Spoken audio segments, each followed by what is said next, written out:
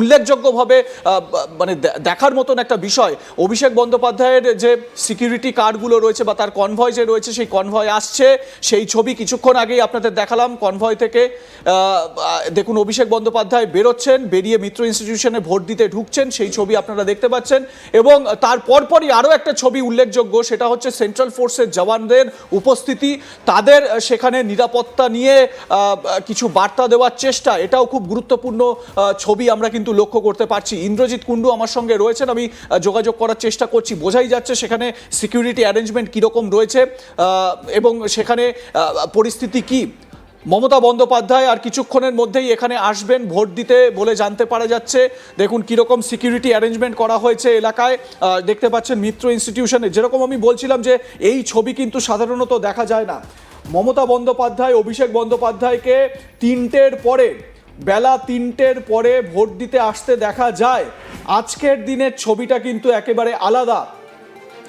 2026-এর বিধানসভা ভোট কি আক্ষরিক অর্থেই একটু অন্যরকম। তার কারণ এই যে এই ছবিটা কিন্তু অনেক কথা বলছে। অভিষেক বন্দ্যোপাধ্যায় সকাল সকাল পৌঁছে গিয়েছেন ভোটদান করতে, এবং যেরকম আমার কলিগ ইন্দ্রজিৎ কুণ্ডু বললেন যে আর কিছুক্ষণ পরেই ভোট দেওয়ার পরেই অভিষেক চলে যাবেন সাউথ 24 পরগনার আমতলায়। সেখানে তার যে ইলেকশন অফিস রয়েছে, তার যে পার্টি অফিস রয়েছে, তার যে অফিস রয়েছে আমতলায়, সেখানে তিনি বসে থাকবেন বা সেখান থেকে তিনি বলা যায় ভোটের আপডেট নেওয়ার চেষ্টা করবেন। একটা খুব গুরুত্বপূর্ণ বিষয় সেটা হচ্ছে গিয়ে যে তার অন্যতম সহযোগী বলে পরিচিত জাহাঙ্গীর খানকে কেন্দ্র করে অজয় পাল শর্মা যে হুমকি দিয়েছেন এবং তার পাল্টা প্রত্যুত্তরে জাহাঙ্গীর খানও যে কথাগুলো বলেছে, সেই নিয়ে তর্ক বিতর্ক চরমে উঠেছে। কোথাও কি এই অজয় পাল শর্মার অ্যাক্টিভিটিকে কেন্দ্র করে কিছুটা হলেও বাড়তি সতর্কতা নেওয়ার চেষ্টা, এটা কিন্তু খুব গুরুত্বপূর্ণ একটা বিষয়। আপনাদের জানিয়ে রাখি যে ইলেকশন কমিশনের যে নির্দেশ বা ইলেকশন কমিশনের যে বক্তব্য, সেই বক্তব্য অনুযায়ী কোনো একটি বিধানসভা কেন্দ্র, নির্দিষ্ট বিধানসভা কেন্দ্রের বাইরের কোনো ব্যক্তি প্রার্থী ছাড়া কোনো একটি বিধানসভা কেন্দ্রের বাইরের কোনো ব্যক্তিকে ওই এলাকায় ঢুকতে দেওয়া যাবে না।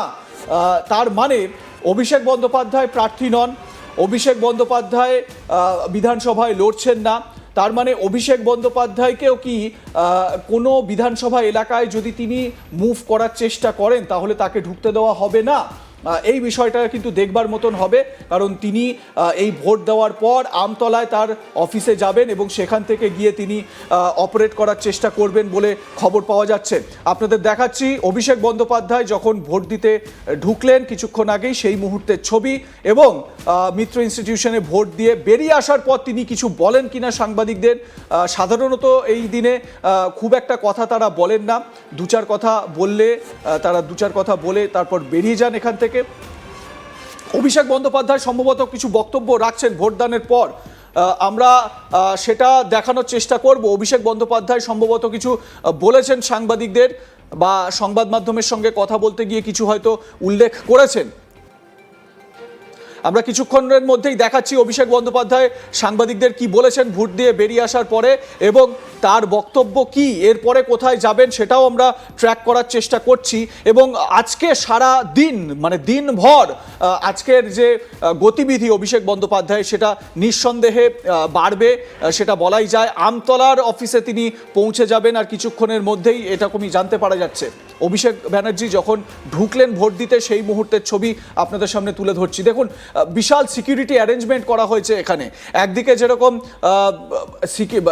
কেন্দ্রীয় বাহিনীর জওয়ান, সেন্ট্রাল ফোর্সের জওয়ানরা যারা রয়েছেন, তারা সেখানে এলাকা তারা পরিদর্শন করছেন, এবং অভিষেক ভোট দিতে ঢোকার পরপরই আমরা দেখলাম সেখানকার যারা সিকিউরিটি পার্সোনেল রয়েছেন, যারা সেন্ট্রাল ফোর্সের জওয়ানরা রয়েছেন, তারা লাঠি হাতে বেশ কিছু বার্তা দেওয়ার চেষ্টা করছেন, যাতে সিকিউরিটিতে কোনো ফাঁক ফোকর না থেকে যায়, সেই বার্তা দেওয়ার চেষ্টা করছেন। সেই ছবিও আপনাদের দেখিয়েছি। আর কিছুক্ষণের মধ্যেই আপনাদের দেখাবো অভিষেক বন্দ্যোপাধ্যায় ঠিক কি বলতে চেয়েছেন, আমাদের সাংবাদিকদের সঙ্গে কি বলার চেষ্টা করেছেন, সেটাও আমরা দেখাবার চেষ্টা করব। ইন্দ্রজিৎ কুণ্ডু আমার সঙ্গে রয়েছেন এই মুহূর্তে। আমি ইন্দ্রজিৎ কুণ্ডুর কাছেও আমরা যোগাযোগ করার চেষ্টা করছি। বোঝাই যাচ্ছে যে হাই সিকিউরিটি জোন এবং এই এলাকায় কানেকশন পাওয়াও একটু দুষ্কর হচ্ছে। ইন্দ্রজিৎ কুণ্ডুকে আমরা টেলিফোনে আমরা অনলাইনে যোগাযোগ করার চেষ্টা করছি, কিন্তু এই মুহূর্তের আপডেট আপনাদের সামনে তুলে ধরার চেষ্টা করছি। দেখুন, অভিষেক বন্দ্যোপাধ্যায় যেটা সবথেকে আলোচনার একটা জায়গা এই মুহূর্তে, সেটা হচ্ছে গিয়ে এই 7 সকালে তিনি চলে এলেন ভোটাধিকার প্রয়োগ করতে। সাধারণত ভোটের সময় কিন্তু অভিষেককে এইভাবে দেখা যায় না। অভিষেক বন্দ্যোপাধ্যায় বা মমতা বন্দ্যোপাধ্যায় তারা ভোটদান করেন একটু বেলার দিকে, বেলা 3টে 3:30 নাগাদ তারা ভোটদান করেন।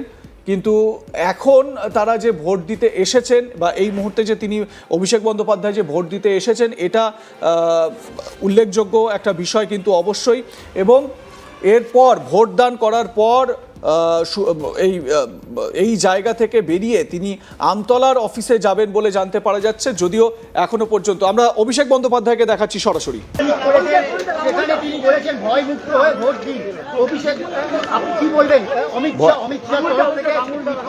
মানুষ ভয় মুক্ত হয়েই ভোট দেয়। সন্ত্রাসের বাতাবরণ অমিত শাহর অধীনে থাকা কেন্দ্রীয় বাহিনীরাই তৈরি করে। 2021 শীতলকুচি আমরা ভুলে যাইনি। তাদের মুখে ভরসার কথা মানায় না। যারা 30 লক্ষ লোককে লাইনের বাইরে দাঁড় করিয়ে রেখেছে বৈধ নথি থাকার পরেও স্বচ্ছ ভোটার লিস্ট তৈরি করার নাম করে, তাদের মুখে ভরসার কথা মানায় না। তারা ভয় দেখায়, ভয় দেখিয়ে মানুষকে কখনো এসআইআর এর লাইন, কখনো লকডাউনের লাইন, কখনো নোটবন্দির লাইন। মানুষ লাইনের হয়রানির জবাবটা আজকে লাইনে দাঁড়িয়েই দেবে। আর হয়ে গেছে, আমাকে ছেড়ে দাও। Who is saying? They said that in 2024. They said it in 2021. You go and ask them. You said it's going to be a clean sweep for BJP every time. But whenever the numbers have been revealed or the electoral outcome came, it became the other way around. So it is the onus is on you to go and ask the BJP leaders. Every time you have predicted something, eventually it has turned in Trinamool's favor. Amit Shah said we'll get 200 seats in 21. Trinamool crossed 200 seats. They said we'll get 30 seats in Bengal in Lok Sabha.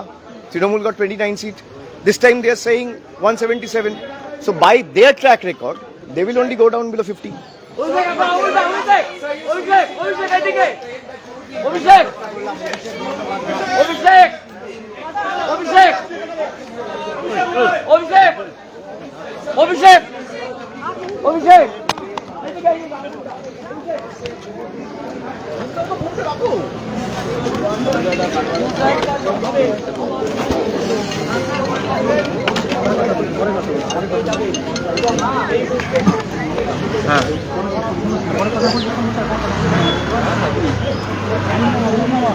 হ্যাঁ